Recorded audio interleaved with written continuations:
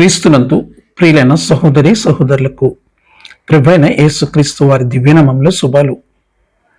నేటి నూతన జీవిత అనుదిన దైవ ధ్యానములో మీ దృష్టిని వాక్యమైన యేసుపై ఉంచండి. మత్తయి సువార్త 14:31 వెంటనే యేసు చేయి చాపి అతను పట్టుకుని అల్ప విశ్వాసి ఎందుకు సందేహపడితివని అతనితో చెప్పెను. పేతురు మునిగిపోవడం ప్రారంభమైన కారణము అతని భయము.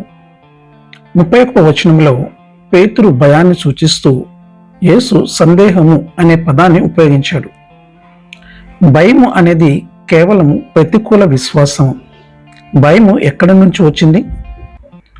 2 తిమోతి 1:7 ఇలా చెప్తుంది, దేవుడు మనకు శక్తియు ప్రేమయు ఇంద్రియ నిగ్రహం గల ఆత్మనే ఇచ్చను గాని పిరికితనము గల ఆత్మనియ్యలేదు. అది దేవుని నుండి రాలేదు.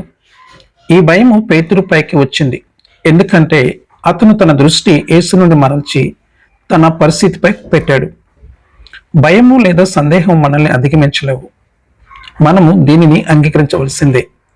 పేతురు తన విశ్వాసానికి కర్త అయిన మరియు దానిని పూర్తి చేసేవాడైన యేసుపై తన దృష్టి నిలిపి ఉంటే హెబ్రీ 12:2 విశ్వాసంలో కర్తయు దానిని కొనసాగించేవాడుననే యేసు వైపు చూచి ఉంటే అతడు భయపడి ఉండేవాడు కాడు. దేవుని వాక్యాన్ని వినడం ద్వారా విశ్వాసం ఎలా వస్తుందో రోమపత్రిక 10:17 వినుట వలన విశ్వాసము కలుగును, వినుట క్రీస్తును గూర్చిన మాట వలన కలుగును. దేవుని వాక్యానికి విరుద్ధంగా ఏదైనా వినడము లేదా చూడడం ద్వారా భయం వస్తుంది. సాతాను భయాన్ని సందేహాన్ని కలిగించడానికి ఉపయోగించే విషయాలను మనము పరిగణలోకి తీసుకోకపోతే భయము లేదా సందేహముతో మనము శోధించబడము. పేతురు నీటి మీద నడవడానికి గాలికి అలలకు నిజంగా సంబంధము లేదు. నీరు ప్రశాంతంగా ఉన్నప్పటికీ యేసు లేకుండా అతను నీటిపై నడవలేకపోయాడు. ఆ పరిస్థితులు పేతురు దృష్టికి తన యజమానుని నుండి మరల్చి మళ్ళీ శరీర సంబంధమైన ఆలోచనలోకి నడిపించాయి. అదేవిధంగా సాతాను మన సమస్యల గురించి మనం ఆలోచించడం ద్వారా మన దృష్టి మరచడానికి ప్రయత్నిస్తాడు. పేతురు విశ్వాసం అతన్ని ఒకేసారి పూర్తిగా నిష్ఫలము చేయలేదు. అతను అప్పుడే మునిగిపోవడం ప్రారంభించాడు అనే వాస్తవాన్ని మనము చూడవచ్చు.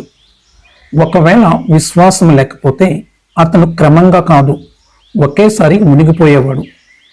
భయము ప్రవేశించడము, విశ్వాసము నిష్క్రమించడము తక్షణమే జరగవని ఇది వివరిస్తుంది.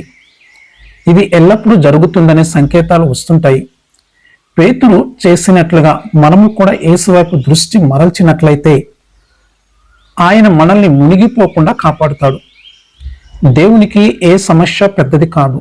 సమస్య గురించి మన చింతను దేవునిపై ఉంచి మన దృష్టిని వాక్యమైన యేసుపై ఉంచాలి. అట్టి కృప దేవుడు మీకు దయచేయునుగాక. ఆమేన్. దైవాశీస్సులు.